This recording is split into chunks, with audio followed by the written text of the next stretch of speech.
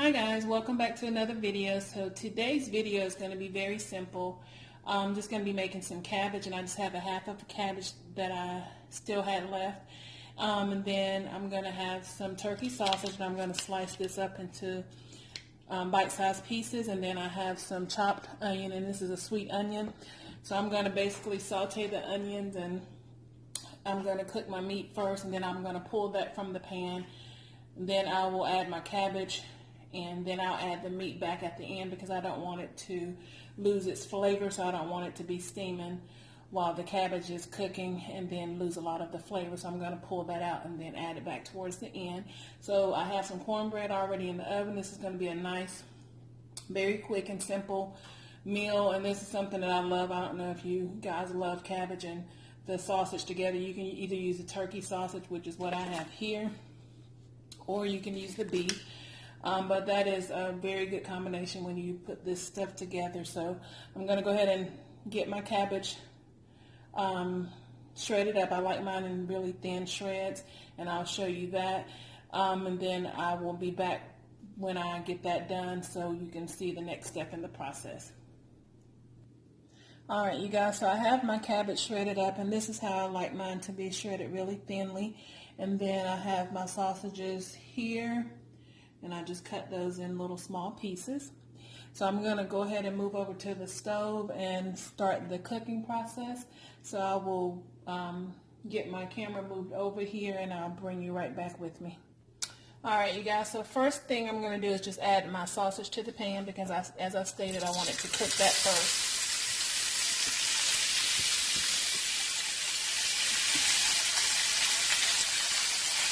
I'm going to let this cook for maybe about 7 or 8 minutes, and then I'm going to pull it from the pan, and then I will come back once I do that and show you guys the next step on how I cook my cabbage. Alright, so this is what my sausage is looking like so far, and I just added a little bit of oil to the pan. So I'm going to give it another maybe 2 to 3 minutes, and I'm going to pull that out, and then I'll add the cabbage. Alright, you guys, so I have my sausage removed from the pan, and this is what it looks like. So I'm going to set this to the side, and what I'm going to do is I'm going to leave the little bit of oil that was left over from the meat and those little drippings, because that's just going to add some extra flavor to your cabbage. I'm going to add a piece of butter to my pan and let that melt.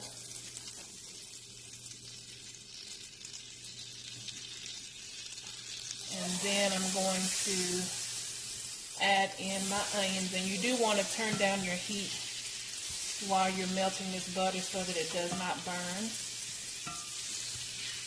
And just make sure that that gets good and melted.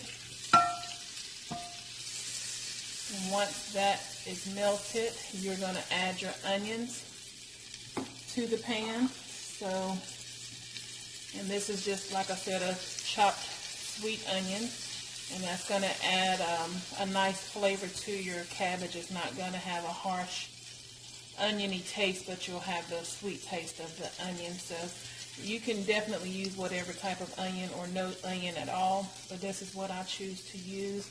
So I'm going to go ahead and add that to the pan, and I'm going to go ahead and let that saute a little bit, and then I'm going to come back when it's time for me to add the cabbage. Oh, and one of the most important things that I forgot to mention also is I'm going to be adding some of my better than bouillon to the onion and butter mixture and let all of that saute together. If you don't have this, you can definitely use some chicken broth,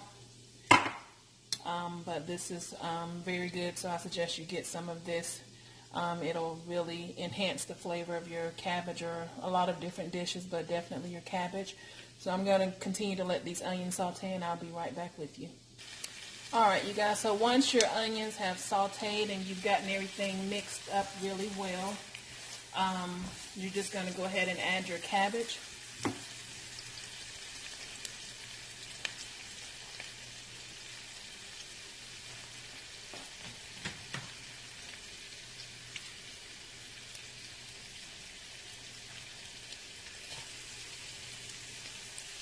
So I'm going to go ahead and get this added to the pan, And as I add mine, I do like to kind of move it around and give it a chance to kind of incorporate into all of the onions and the bouillon, get it all in that flavor.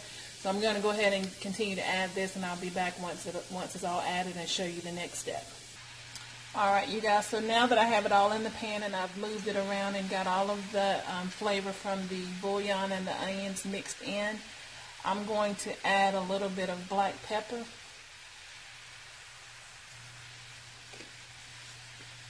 And just a little bit of salt, and I'm going to kind of taste it once it gets done, but you don't want to add too much salt because remember that chicken bouillon has salt or sodium in it, so you don't want to add too much salt. And then I'm also going to add just a little bit of the smoked paprika. And this is optional, it's not something that you have to do, but it does add a nice flavor.